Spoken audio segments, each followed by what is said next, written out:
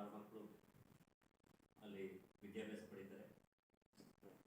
ಕಳೆದ ವರ್ಷ ಕೂಡ ಒಬ್ಬ SLC ಪಾಸ್ ಆಗಿದ್ದಾರೆ. ಈ ವರ್ಷ ಇಬ್ಬರು SLC ತಯಾರಿಯನ್ನು ನಡೆಸ್ತಾ ಇದ್ದಾರೆ. ಆ ಮಕ್ಕಳನ್ನು ಮುಖ್ಯವಾಗಿ ಇಟ್ಟುಕೊಂಡು ನಮ್ಮ ಪ್ರಯತ್ನ ನಡೆದಿದೆ.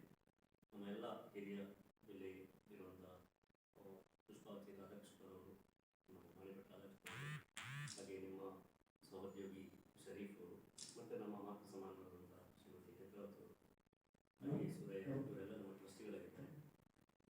ಇವರೆಲ್ಲರ ಒಂದು ಸಂಘಟಿತವಾದಂಥ ಒಂದು ಸಲಹೆ, ಸೂಚನೆ ಮತ್ತು ಪ್ರಯತ್ನಗಳ ಮೂಲಕ ಈ ಸಂಸ್ಥೆ ನಡೆದುಬಂದಿದೆ.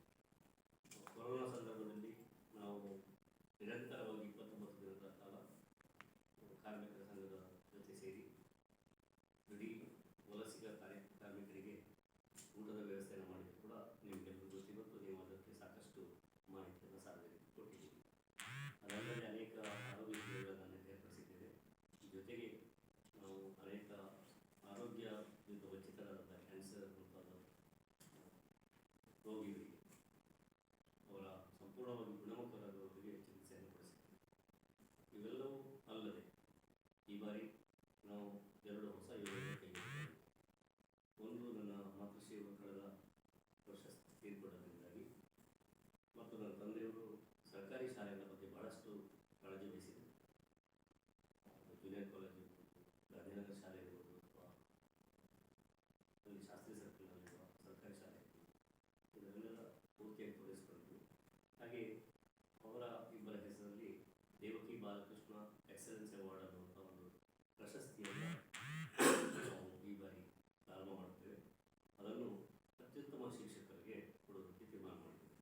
ಅದು ಸರ್ಕಾರಿ ಶಾಲೆಗಳಲ್ಲಿ ಇರುವ ಶಿಕ್ಷಕರಿಗೆ ಮಾತ್ರ ಆದರೆ ಸಾಲದು, ಖಾಸಗಿ ಶಾಲೆಗಳಲ್ಲಿ ಗುರುತಿಸದೇ ಹೋದಂಥ ಅನೇಕ ಶಿಕ್ಷಕರಿದ್ದಾರೆ ಅನ್ನುವಂಥ ಮಾಹಿತಿಯನ್ನು ನೀಡುವ ಹಿನ್ನೆಲೆಯಲ್ಲಿ ಮೊದಲು ಒಂದು ಮಾತ್ರ ಕೊಡುವಂಥ ಇದ್ದವು. ಈಗ ಅದನ್ನು ಸರ್ಕಾರಿ ಶಾಲೆಯ ಜೊತೆಗೆ ಖಾಸಗಿ ಶಾಲೆಯಲ್ಲಿ ದುಡಿಯುವ ಬದ್ಧತೆ ಮತ್ತು ಶ್ರದ್ಧೆಯುಳ್ಳ ಶಿಕ್ಷಕರಿಗೂ ಒಂದು ಪ್ರಶಸ್ತಿಯನ್ನು ಕೊಡೋದು ಅಂತ ತೀರ್ಮಾನ ಮಾಡಿದ್ದೇವೆ. ಅದಕ್ಕಾಗಿ ಒಂದು ಮೌಲ್ಯಮಾಪನ ಸಮಿತಿ ಮಾಡಿದ್ದೇವೆ. ನಾವು ಯಾರೂ ಆಗಲಿ ಆ ಸಮಿತಿಯಲ್ಲಿಲ್ಲ. ಅವರ ಹತ್ರ ಹೇಳಿದ್ದೇವೆ, ಅತ್ಯುತ್ತಮ ಶಿಕ್ಷಕರನ್ನು ಆಯ್ಕೆ ಮಾಡಿಕೊಡಿ. ಅವರ ಹೆಸರುಗಳನ್ನು ಕೂಡ ನಾವು ಗೌಪ್ಯವಾಗಿ ಇಟ್ಟಿದ್ದೇವೆ. ಅವರು ಈಗಾಗಲೇ ನಮಗೆ 2 ಹೆಸರುಗಳನ್ನು ಸೂಚಿಸಿದ್ದಾರೆ. ಆ 2 ಹೆಸರುಗಳಿಗೆ ಪ್ರಪ್ರಥಮವಾದಂಥ ಪ್ರಶಸ್ತಿಯನ್ನು ಕೊಡಲಿಕ್ಕಿದ್ದೇವೆ. ಅದರಲ್ಲೂ ಅದಕ್ಕೆ ವಿತ್ ಕ್ಯಾಶ್ ಅವಾರ್ಡ್, ಅದು ನಗದು ಸಹಿತ ಬಹುಮಾನ ಪ್ರಶಸ್ತಿ. ಅದು ದೇವಕಿ ಬಾಲಕೃಷ್ಣ ಎಕ್ಸಲೆನ್ಸ್ ಅವಾರ್ಡ್, ನಗದು ಸಹಿತ. ಅದರಲ್ಲಿ ಈ ವರ್ಷ ಆಯ್ಕೆಯಾದವರು ಶ್ರೀಮತಿ ಜಲಜಾಕ್ಷಿ ಟೂಕಜೆ, ಕೊಲ್ಚಾರ್ ಶಾಲೆಯ ಸಹಾಧ್ಯಾಪಕೆ, ಮತ್ತು ಶ್ರೀಮತಿ ವಲ್ಸಮ್ಮ ಇಂಗ್ಲೀಷ್ ಮೀಡಿಯಂ ಸ್ಕೂಲ್ ಅಥವಾ ಸೇಂಟ್ ಬ್ರಿಜಿಟ್.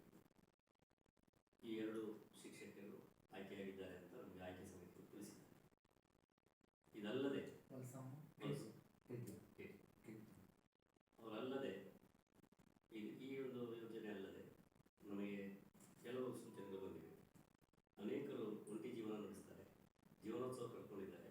ಅವರಿಗೆ ಯಾವುದೇ ರೀತಿಯ ರಿಕ್ರಿಯೇಷನ್, ಸಂತೋಷದಲ್ಲಿ ಭಾಗವಹಿಸುವುದು ಇಂಥದ್ದು ಇಲ್ಲ. ಅವರಿಗೆ ಏನಾದರೂ ಕಾರ್ಯಕ್ರಮ ಮಾಡಿ ಅಂತ ಹೇಳಿದ್ದಾರೆ.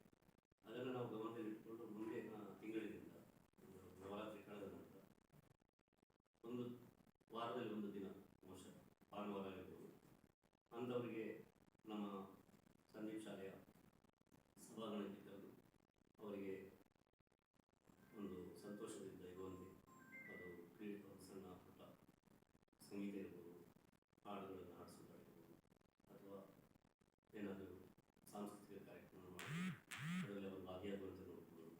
ಮಧ್ಯಾಹ್ನದ ಊಟವನ್ನು ಕೊಡೋದು, ಸಂಜೆ ಒಂದು ಚಹಾ ಇತ್ಯಾದಿಗಳನ್ನು ಕೊಟ್ಟು ಅವರನ್ನು ಕಳಿಸ್ಕೊಡುವಂಥ ಯೋಚನೆಯನ್ನು ಮಾಡಿದ್ದೀವಿ. ಹಾಗಾಗಿ ಯಾರು ಕೂಡ ಜೀವನೋತ್ಸವವನ್ನು ಕಳ್ಕೊಳ್ಬಾರ್ದು ಮತ್ತು ಅವರಿಗೆ ಯಾವುದಾದ್ರು ಕುಟುಂಬದ ವಾತಾವರಣ ವಂಚಿತವಾಗಿದ್ದರೆ ಮತ್ತೆ ಅವರು ಅದನ್ನು ಕಂಡುಕೊಳ್ಳುವ ರೀತಿಯಲ್ಲಿ ಇರಬೇಕು ಅನ್ನೋಂಥ ದೃಷ್ಟಿಯಿಂದ ಅದನ್ನು ಯೋಚನೆ ಮಾಡಿದ್ದೀವಿ. ಈಗಾಗಲೇ ನಮ್ಮ ಶಾಲೆಯಲ್ಲಿ ಫಿಸಿಯೋಥೆರಪಿ ವಿಭಾಗ ಇದೆ. ಇನ್ನು ಮುಂದೆ